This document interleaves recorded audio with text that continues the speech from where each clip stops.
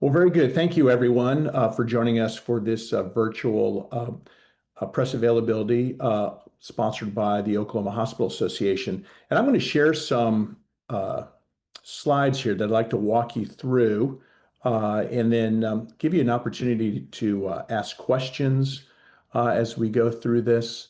Does everyone see my screen okay? All right, very good. Well, I just want to tell you a little bit about the Oklahoma Hospital Association and our membership. Um, we are a state advocacy organization that advocates on behalf of our hospitals, which are the primary deliverers of Medicaid in our state. And for that matter, the primary deliverers of all healthcare in our state. We have over 150 hospitals in the state of Oklahoma, and the Oklahoma Hospital Association is their advocacy organization. And so joining me today are a number of my colleagues who are leaders within their organizations, and they provide a cross-section of the membership within the Oklahoma Hospital Association. And when we finish up our quick briefing here, we'll give them an opportunity to share with you some of their concerns they have about the potential these Medicaid cuts could mean for their organizations, but more importantly, to their communities and their patients. And so joining me is Bennett Geister, who is the president of the Oklahoma Ministry for Mercy. Denise Weber is the president and CEO for Stillwater Medical Center. Jay Johnson is the president and CEO of DRH Health in Duncan. He also happens to be the foundation board chair. And I'll back up to also remind that Denise Weber is the chair of the Oklahoma Hospital Association, and Bennett Geister is our chair-elect. And also joining us is Trent Borland, who's the vice president for the rural development for SSM Health. Trent recently transitioned from running a critical access hospital in Colgate. So he has some real unique perspectives as well in terms of how these cuts are going to impact us in our state. So I wanted to kind of lead with this because this is what we want to avoid. This here is a list of hospitals that have closed since 2005 in the state of Oklahoma. We could have gone back further than that, but we tried to do this certainly within the last 20 years. And this is information that's provided by the Shep Center for Rural Health Research at the University of North Carolina. And I'll point all the way to the bottom, we added one to the list, and that's Stillwell Medical Center, which announced on Saturday that they would be closing. In fact, I believe they have ceased all operations, inpatient operations. And I mention this because there is always an opportunity for an organization like Stillwell to continue operating if they could identify a partner. But certainly the cuts that are being contemplated in the Senate bill would make that exceedingly difficult to be able to keep an organization running with the types of cuts that we're looking at. So what does it mean? Well, here we want to share with you what these cuts that are under consideration by the Senate Finance Committee would mean to our state. And let me just pause right here and kind of explain to you a little bit about how Medicaid is funded in our state. So within the Medicaid population, hospitals are paid what's called a base rate for care. Oftentimes that base rate is well below cost. And nationally, that number is around 60 cents on a dollar of cost to deliver Medicaid services in our country.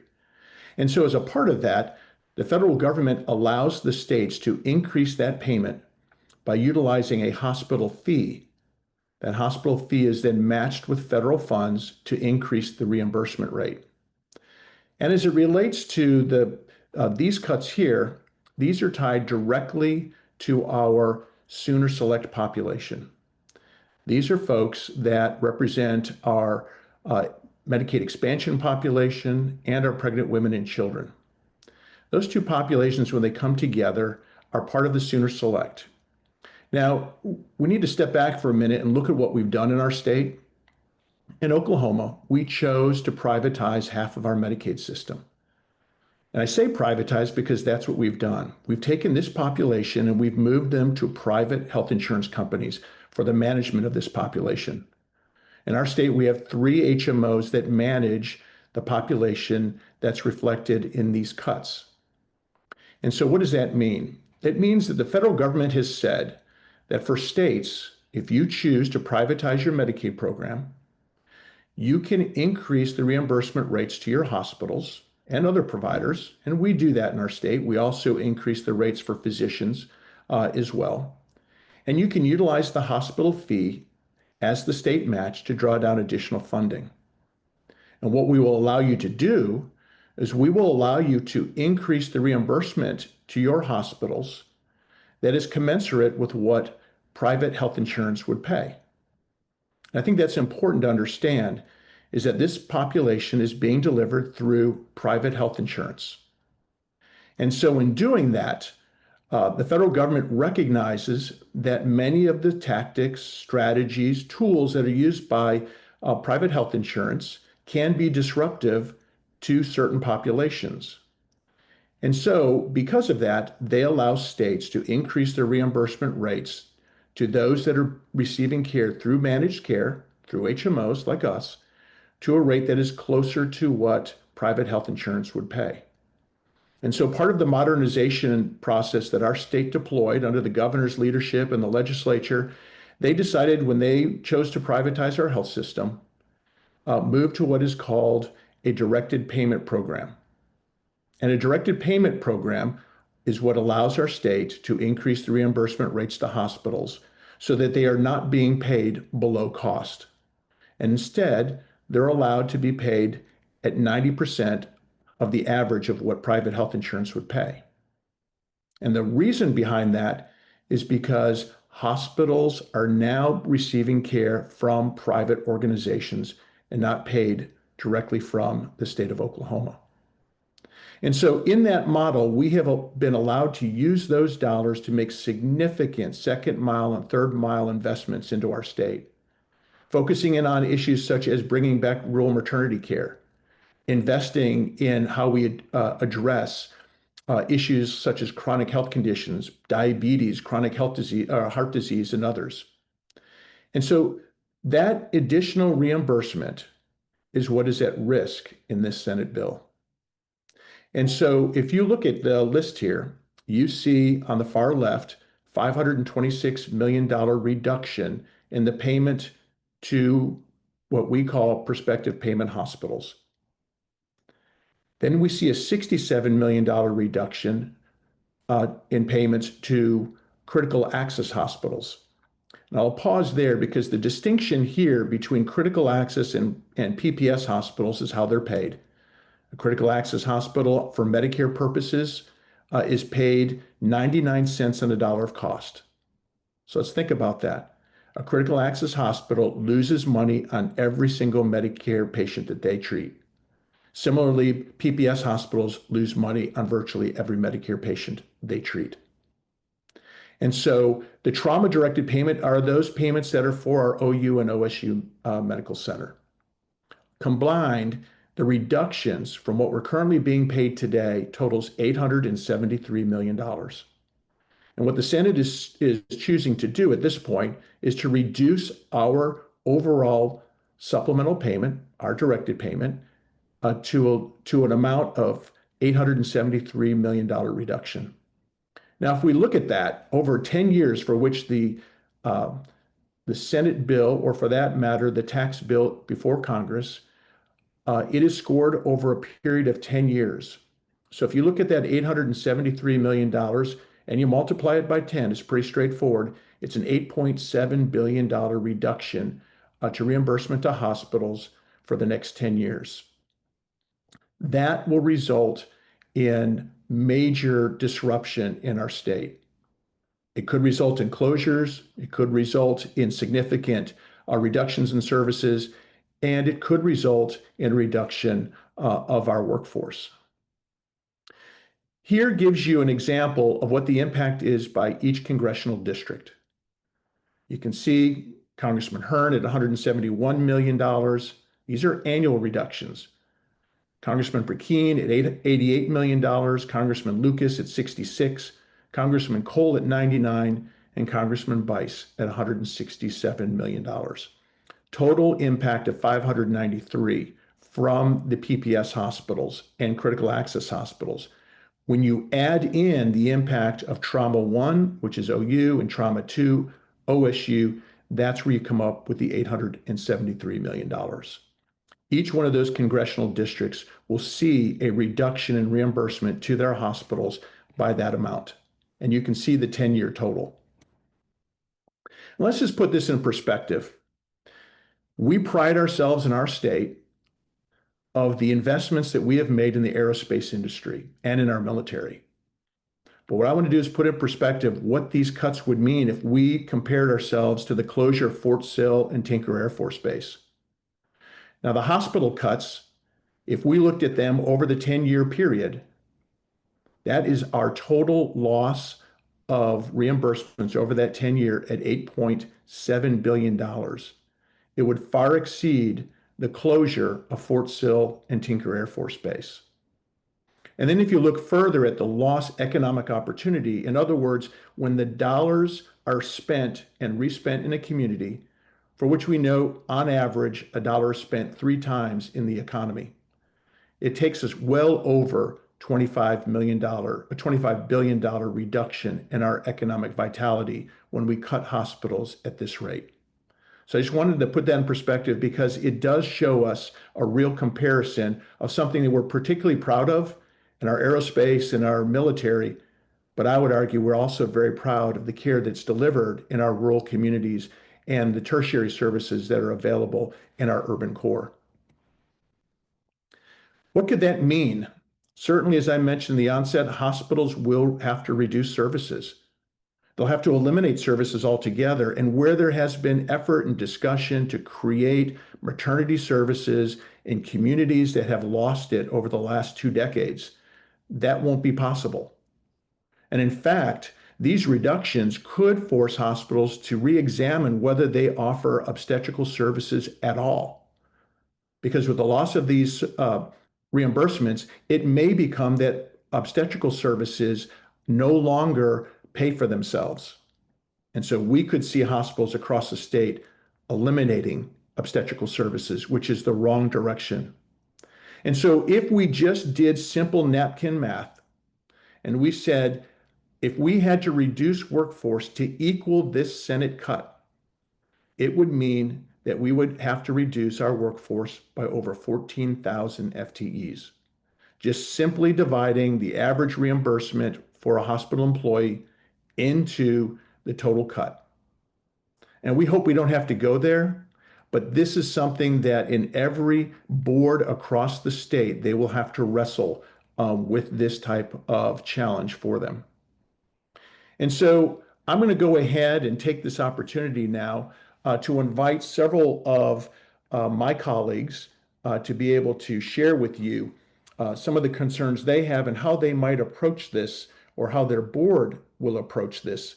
And I'm going to start off by introducing Bennett Geister. Again, as I said, is the president of Oklahoma City Communities for Mercy, and he is the OHA board chair-elect.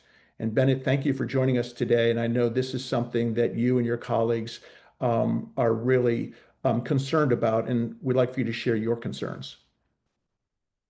Yeah, thank you so much, Rich. And I think Rich did a very nice job sort of teeing up the overall statewide impact. I will speak a little bit more personally to what I think this means for Mercy as well as the communities we serve. As Rich stated, I'm the president for our Oklahoma City communities. And so essentially, what that entails is that I've got oversight for everything in Oklahoma City, as well as three of our critical access hospitals in Guthrie, Kingfisher, and Watonga. And think about Mercy, just a little maybe overview. We see hundreds of thousands of patients across the region and predominantly in the state of Oklahoma, but our primary markets are in central, south central, and southeast Oklahoma, which includes Ardmore and Ada.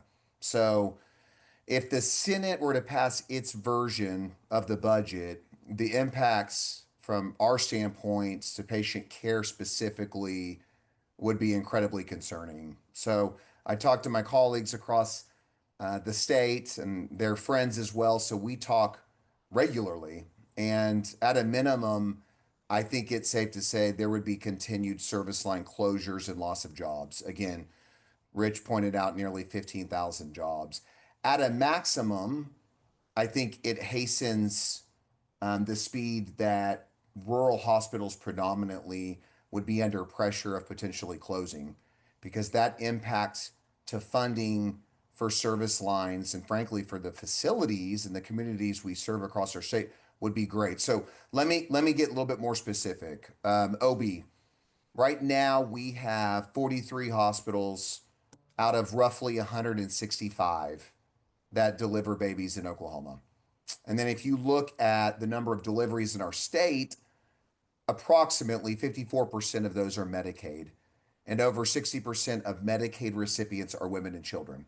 So if Medicaid gets cut this drastically, you're going to see fewer hospitals that deliver babies for all patients. And that's just very simple math. And then when you look at the fact that over 50% of counties in our state right now are classified as maternity deserts, it's not the direction that anyone in our communities wants to go, because that means longer drive times for pregnant women who need access to care. That means increased logistics, stress, and pressure for their loved ones or their friends that they're working with in order to take care of their families when they're going through it. And that's just one service line example. I think there's multiple others that healthcare providers, including Mercy, will be confronted with if the Senate's version of the budget's adopted. So if you look at us specifically, the total impact of the Senate's proposal would be somewhere in the neighborhood of $100 million in lost funding. And that's hundreds of jobs. If you do the math, that's over 500 jobs across the state within Mercy right now that would be impacted. And that is not what we're trying to do. Our goal is obviously to do everything in our power to save jobs, because our caregivers are the pulse of our calling. But I do want to highlight that's how concerned I am for the state and frankly for the most vulnerable of our patients and community members among us. And it's enough of a concern that we feel we need to share this feedback publicly, because access to healthcare for all Oklahomans will be affected. And that goes directly against our calling and frankly our ministry that we play as Mercy, but frankly the role all of us play in creating access across the state. So I'll let my colleagues share more of their personal feedback. I do appreciate the opportunity to highlight concerns I have specifically, and I think our organization has, with the proposed changes coming out of the Senate. And I'll ask Denise Weber, President and CEO for Stillwater, to speak. Thanks.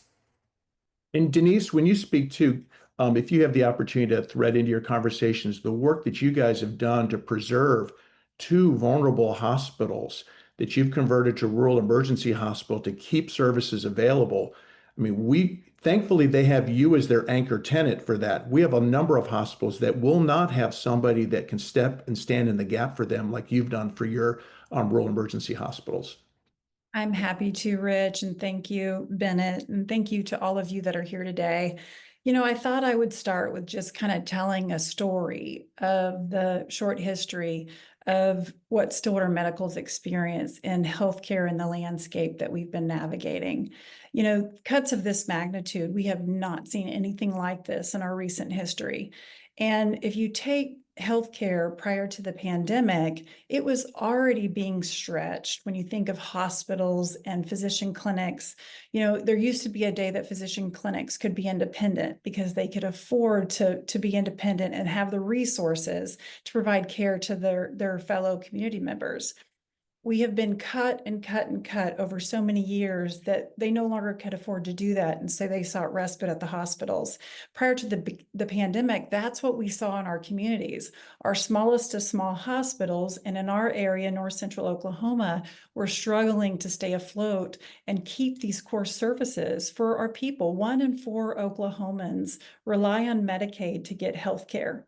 So with these kind of cuts, what that means is they may not get to have a doctor close by to them. They may not be able to have an emergency room close by. And in healthcare, we know minutes matters. That's been studied. The farther you get your care away from where you live, the worse your outcomes are. So these cuts really are important to the health of Oklahomans, the life expectancy of Oklahomans. So as that was happening in the pandemic, we had our smaller hospitals around Stillwater Medical reaching out to us saying, hey, can you help? And so thankfully through advocating, which is what we're doing today, advocating, we were able to work with the federal government on creative strategy that took time to develop. And that's essentially what we're asking now is we've got to just making cuts without a plan is dangerous to Oklahomans. And so we worked with the federal government to create the Rural Emergency Hospital and helped shore up Perry, Oklahoma and Blackwell, Oklahoma. And these cuts would affect both of those hospitals and turn them back to where they're not making enough dollars to be viable for the future. The other thing is that when I hear in my community, people are not telling me there's plenty of physicians and nurses to take care of them. It's the exact opposite. And so how concerning is this? Is we are going into a time where more of us are going to need access to healthcare, that we may lose thousands and thousands of jobs for nurses and physicians in our state. So it really puts us at a precarious situation. And lastly, I'll share the current state of operations of Stillwater Medical. This North Central Oklahoma Regional Health System that does hundreds of thousands of visits for the people that live in that area. Prior to the pandemic, we were already feeling huge inflationary pressures, shoring up regional hospitals to help Oklahomans. The pandemic hits, we have enormous and more inflationary pressures. We come out of the pandemic, most hospitals are not even earning enough to give raises, general raises, and reinvest in equipment. From our team, we put together coming out of the pandemic, a 120-day plan to try to save every dollar we could that put us just at a 3% operating margin. Economists will tell you a regional healthcare center our size needs from 5 to 8% margin to be able to reinvest in our teams and our equipment and our facility. This would take us to, we would actually lose money. This means $13 million in cuts to Stillwater Medical, which would be just devastating, not only to Stillwater, to Perry. And we have clinics throughout 10 communities in our region. So we urge our senators to really listen to what this would do to the state. It is enormous, and there's not a plan for what would happen to fellow Oklahomans. And with that, I would love to turn it over to Mr. Jay Johnson, CEO of Duncan Regional. Jay, you're on mute. Someone had to do that. We're doing Zoom There today. you go. Wouldn't be a Zoom meeting without it. Exactly. Thank you, Denise. I appreciate those comments, and I echo what she said. I like to bring some attention to some of the things that we're facing. First, DRH Health operates 2 hospitals, Duncan Regional Hospital in Duncan, and then Jefferson County Hospital in Waurika. One's a PPS hospital, one is a critical access hospital. And then we have 18 clinics throughout Southwest Oklahoma in our region, in addition to a joint venture cancer center with Comanche County Memorial Hospital in Lawton and Jackson County Memorial Hospital in Altus. So all of that encompasses our organization. Of course, I think always we have to keep our patients first in our mind, and what will the impact on them be. And it leads you to, well, what are we looking at from a financial perspective, and what could the impact of these cuts be? Just simply put, for our area and for our organization, we would need to recover $7 million in costs if these go through. $7 million is a lot of money for us.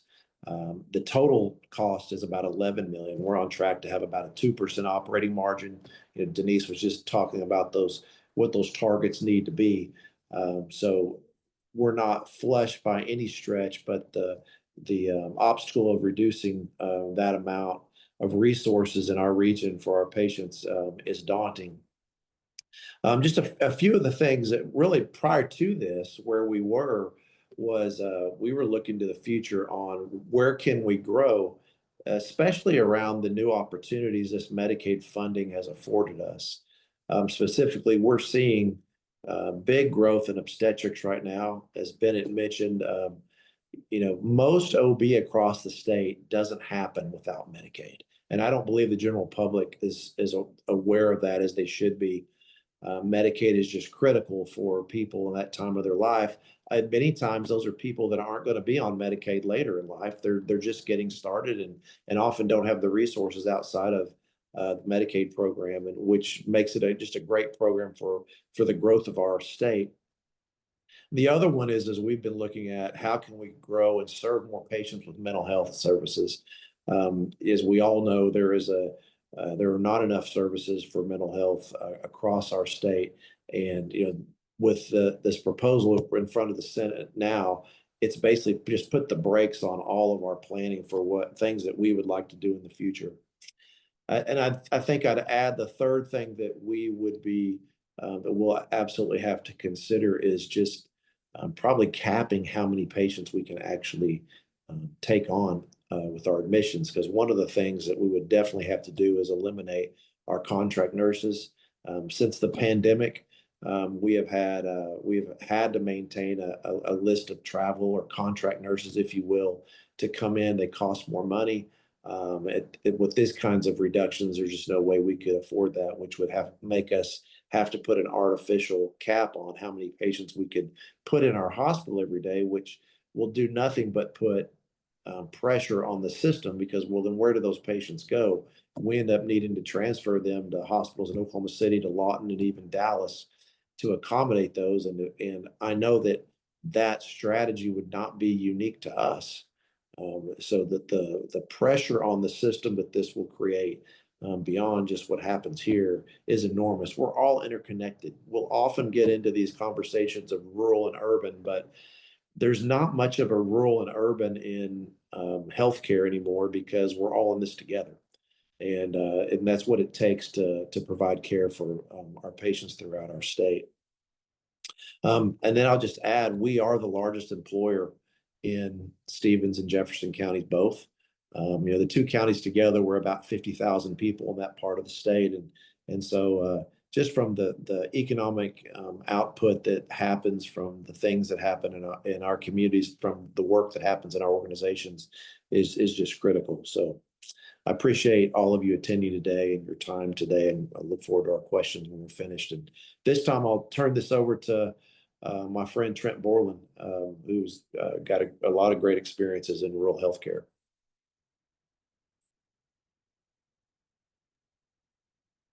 Thank you. And to the point of SSM, we partner with 7 affiliate hospitals across the state, and these cuts are projected to reduce the average income of independent rural hospitals by 56%, destabilizing many facilities that operate on narrow margins. The SSM alone is estimated to be at 9.6 for the rural affiliates. Those cuts will result in elimination of non-emergency services like obstetrics, behavioral health, and oncology, which are the most often the first services to be cut.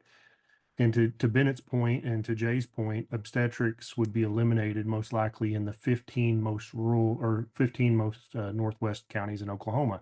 So you're talking about people then having to go to Elk City or Enid to receive obstetrics care or go across the state lines. Right now, if these cuts continue, patients will be forced to travel 40 miles or more for routine care and up to 80 miles for specialty care. And that's if hospitals like Duncan Regional and Stillwater Medical can still offer those specialty services. Results in delays in diagnosis and likelihood of avoidable complications because of delays in care. The reductions will reduce disparities or widen disparities and lead to preventable deaths. Rural residents already have experience a 20% higher mortality rate compared to our urban populations. What that's going to do is that's going to cause families to relocate to areas with more accessible healthcare, and economies in rural communities are going to decline because of that. Those population losses will lead to poverty or property values declining, tax bases declining, and further weakening our already vulnerable rural infrastructures. Our hospitals face a surge in uncompensated care due to these cuts. And that shift, what we don't realize is that shift will go to commercial payers and result in higher insurance premiums for families across the nation, not just rural communities, not just Medicaid populations. Everybody's going to experience that.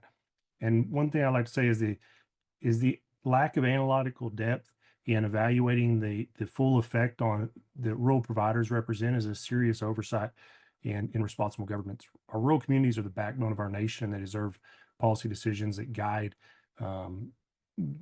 by solid data, practical foresight, and respect for the role in what rural America does for sustaining America's strength and stability. I will admit that, I was a child who was born into poverty, would have been a Medicaid birth in living in Will Rogers Court in South OKC. This is not lost upon me. I truly fear what's going to happen to rural communities if these cuts take place, and the effects on all Oklahomans and not just our Medicaid recipients. And with that, I'll turn it back to Rick. Thanks, Trent. We're going to go ahead and open it up to questions. And so we have some of our team members will be watching the board in the event that I miss it. But if you have a question, please raise your hand. We'll take each one of your questions. We'll make sure that we open up your audio as well to take those questions. So please, if you have any questions now, raise your hand, and we'll go ahead and give you the opportunity to answer any one of our guests a question. And I believe, and if I butcher anyone's name, you have to grant me some grace on this one. But I do see a question from Randy. Randy, I hope it's Kriebel, I think maybe how you pronounce it. But we'll go ahead and open up your microphone so that you can ask the question of our participants. Okay, thank you. It's Crable, but that's okay. I get it. All right, Randy, I'm going to call you Randy. That happens a lot. And Yes. but my name, you don't actually pronounce any of the vowels in my name. So anyway, so I've got several questions, but I'll try and stick to one that I don't know if anybody there can answer it. But you mentioned how much of this cut would affect the OU Medical Center because of their high level of trauma care. And one of the things that came out of the last legislative session was an initiative to create a level 1 trauma center in Tulsa. So I'm wondering if you have any ideas or information about what this would do to those plans. It's a great question, Randy, and I'm not quite sure how, its impact, and the Healthcare Authority can probably help you with a better understanding of those two pools. I think they're given the name Trauma 1 and Trauma 2 pool simply to reflect the higher level of care that's offered by our university system, health systems. But I would reserve that to them, and I'm sure they'd be happy to kind of walk you through exactly how the Trauma 1 and Trauma 2 pools would work, and potentially what they think the impact would be. Okay. Yeah, that's a great question. Can I ask another question? Oh, absolutely. Absolutely. And then right after that, Emma Murphy, we've got you coming up next. Go ahead, Randy. Okay. So we talked earlier this week, and you had mentioned that the thing that you're most concerned about is this cap on the money that can be accessed through the provider fee. So today, Senator Langford put out a video where he talks about Medicaid, and really what he talks about is the work requirements and the percentage, lowering the percentage from the maximum of 6 to 3.5, which really wouldn't affect Oklahoma for several years. But he didn't say anything about the cap, the total cap. Is there anything else you would care to say? And then and also correct me if I'm wrong about the way I'm presenting this, but it is the overall cap that's the biggest concern. Am I correct? Yeah, great question, Randy. And I have not seen Senator Langford's video, so I'll certainly look for that.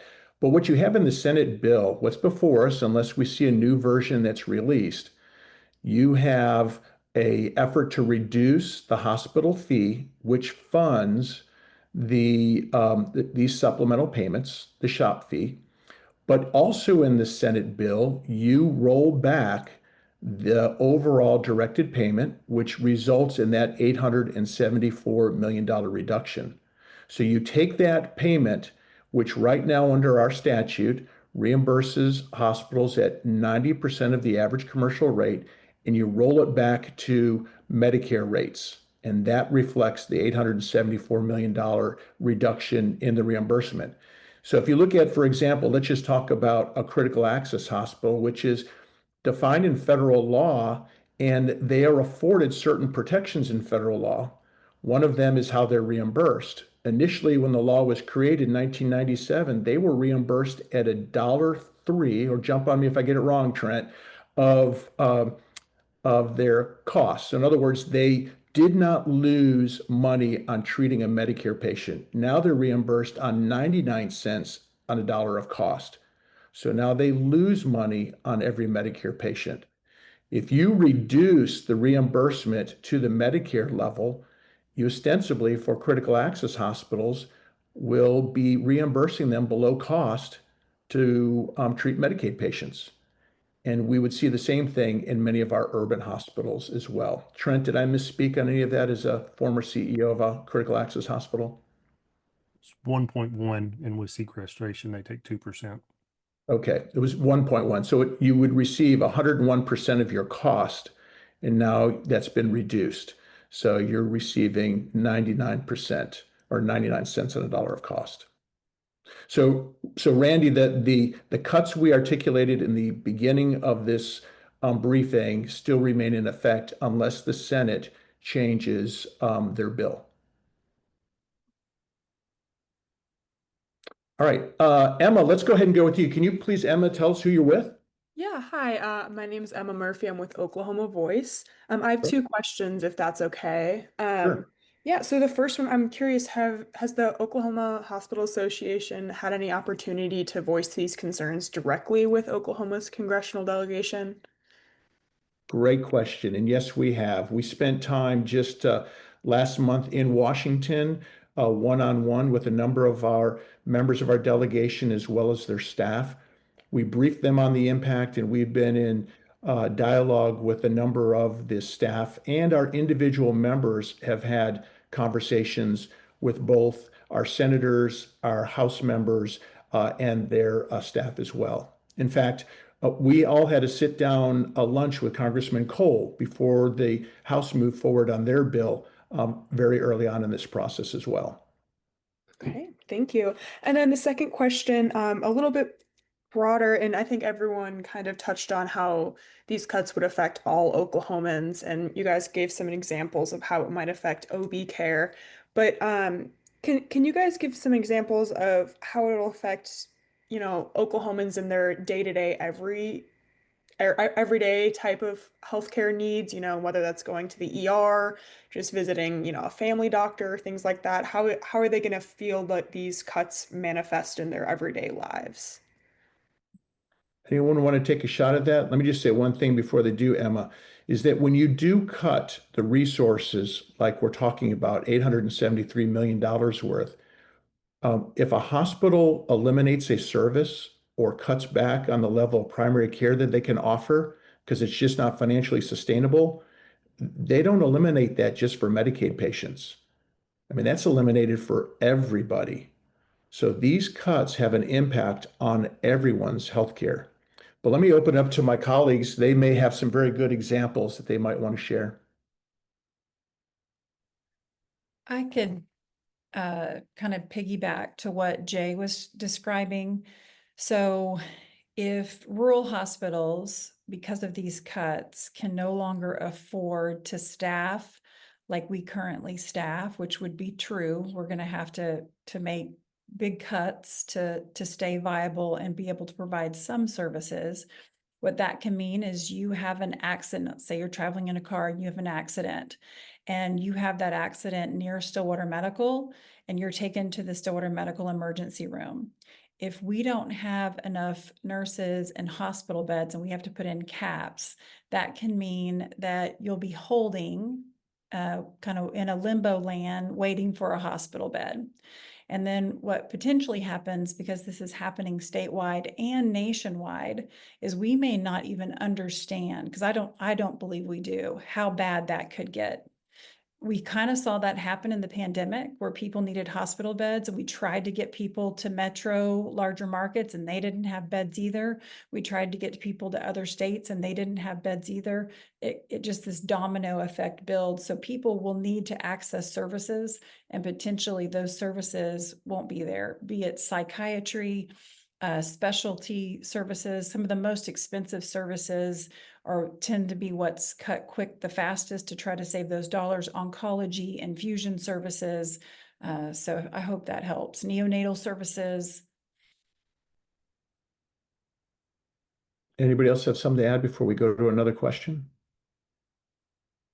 Okay. Do we have anybody else that would like to ask a question? Feel free to raise your hand, and we'll do the same thing. Thank you, Emma and Randy, for your questions.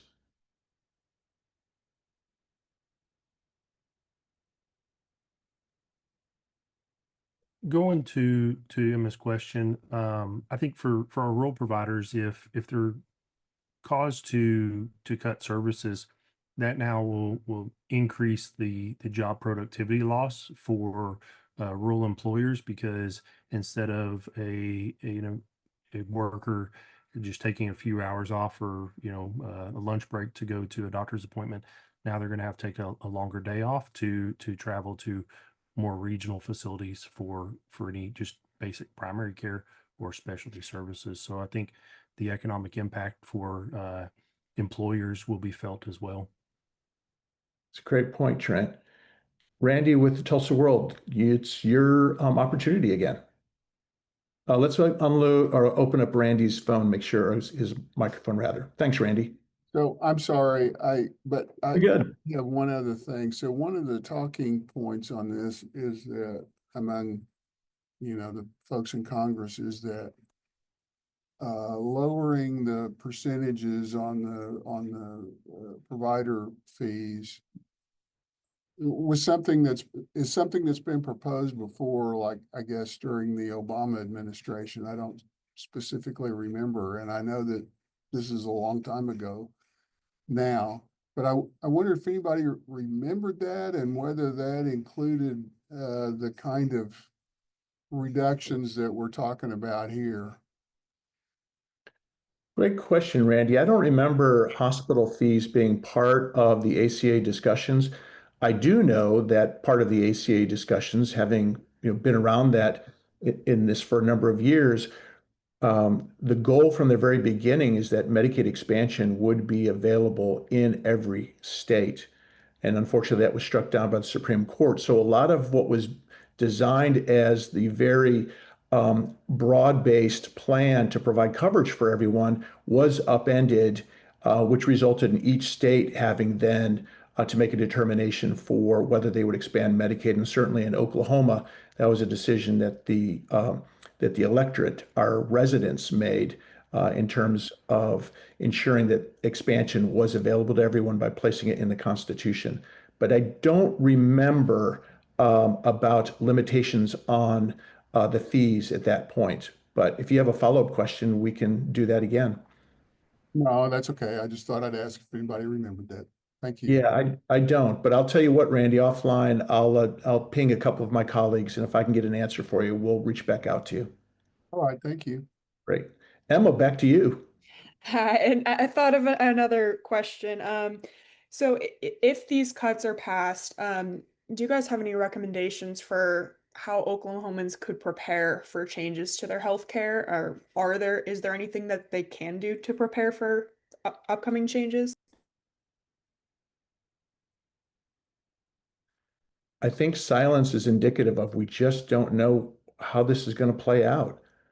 I mean, depending on the timing of the bill, if it impacts the current reimbursement model that Oklahoma has before the Centers for Medicare and Medicaid Services, if it's an immediate reduction to what the state has submitted to them, uh, and that becomes effective beginning summer and fall of this year, you will see, I believe, hospital boards wrestling with exactly how they're going to respond to $874 million reduction in the reimbursements they receive from Medicaid.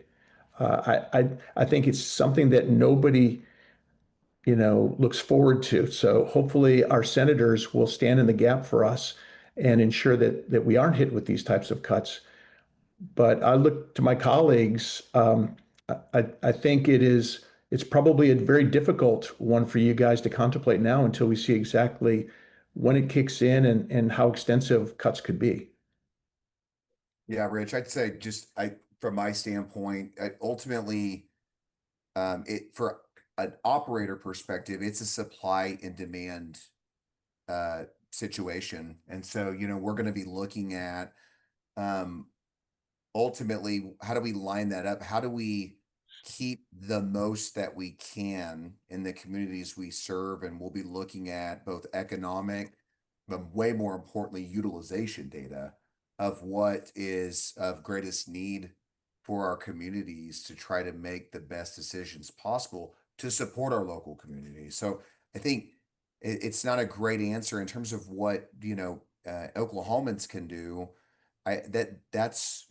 We are a republic, we're a democracy, and this is the opportunity to speak to your senators and the people in your districts that represent you. I mean, that's what we're here to do, and we're here to share the concerns as operators and as also community members and leaders with our family and friends of where we are concerned this is going without Oklahomans standing in the gap and helping. So, Hey, Rich, before we move to the next question, Emma, Sure. I think your question actually is the essence of what we're so concerned about. When several of us were in Washington speaking with our legislators just a couple months ago, we all recognize that healthcare is expensive in this country and that we've got to do something to help decrease costs. This is happening at such like a breakneck speed. There's not ample time to plan and create a strategy that can serve Oklahomans and US citizens in a manner that we can plan for. That is, to me, why we don't have the answer. Is there won't be potentially time to plan. And then people who have long relationships with physicians are receiving care right now, maybe receive something in the mail or a phone call that says you no longer have your doctor. And that is just a travesty. Well, thank you all very much, and thank you for our presenters. And we hope everyone has a great and safe weekend. Thank you.